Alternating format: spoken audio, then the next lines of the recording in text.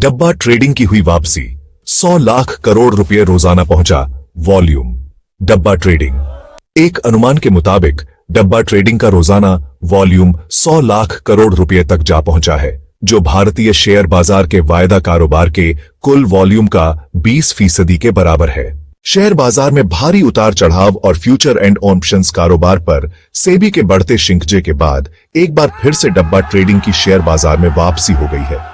बाजार के जानकारों के मुताबिक गैरकानूनी डब्बा ट्रेडिंग का वॉल्यूम बढ़कर 100 लाख करोड़ रुपए प्रतिदिन होने का अनुमान है, जो फ्यूचर एंड ऑप्शंस के प्रतिदिन रहने वाले वॉल्यूम के 20% के बराबर है। डब्बा ट्रेडिंग में टैक्स फीस नहीं। फाइनेंशियल टाइम्स ने अपनी एक रिपोर्ट में डब्बा ट्रेडर के हवाले से बताया कि इस ट्रेड में कम एंट्री बैरियर होने के चलते लोग इसे अपना रहे हैं। डब्बा ट्रेडिंग में कोई कागजी कार्रवाई की जरूरत नहीं होती है, साथ ही इसमें कारोबार करने के लिए कोई मार्जिन मनी भी नहीं देना होता है। लॉट साइज छोटे होते हैं और कोई टैक्स फीस भी नहीं देना होता है। सेबी के नए फ्यूचर एंड ऑप्शंस गाइडलाइंस के चलते 40% तक ट्रेड वॉल्यूम घटने का अनुमान है, जिसके चलते ट्रेडर्स डब्बा ट्रेडिंग के साथ कमोडिटी ट्रेडिंग के अलावा गेमिंग प्लेटफॉर्म्स में शिफ्ट कर रहे हैं। गैर कानूनी है डब्बा ट्रेडिंग। रिपोर्ट में रेगुलेटरी अधिकारियों ने डब्बा ट्रेडिंग के बढ़ते चलन पर चिंता जाहिर की है।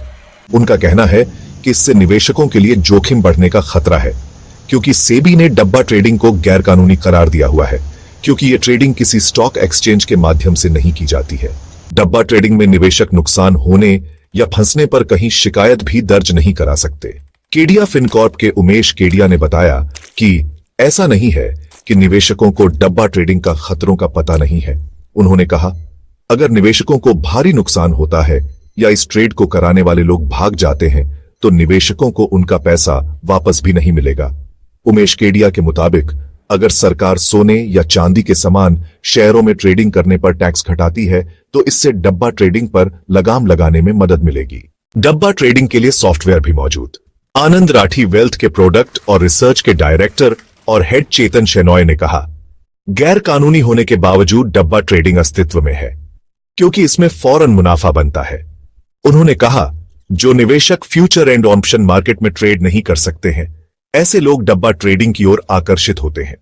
डब्बा ट्रेडिंग मार्केट के लिए बाजार में सॉफ्टवेयर भी मौजूद है। यहां तक कि डब्बा ट्रेडिंग ऐप गूगल करने पर कई ट्रेडिंग फॉर्म्स लिंक आ जाते हैं। डब्बा ट्रेडिंग में ब्रोकर को स्टॉक खरीदने और बेचने वाले को आपस में कनेक्ट करना होता है, जिसके एवज में उन्हें कमीशन मिलता है।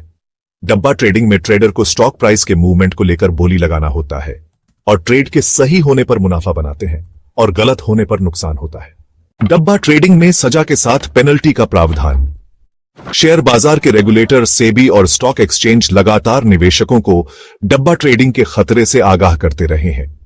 साथ ही सिक्योरिटीज कॉन्ट्रैक्ट रेगुलेशन एक्ट 1956 के तहत डब्बा रेगुलेशन को गैर कानूनी भी करार दिया गया है।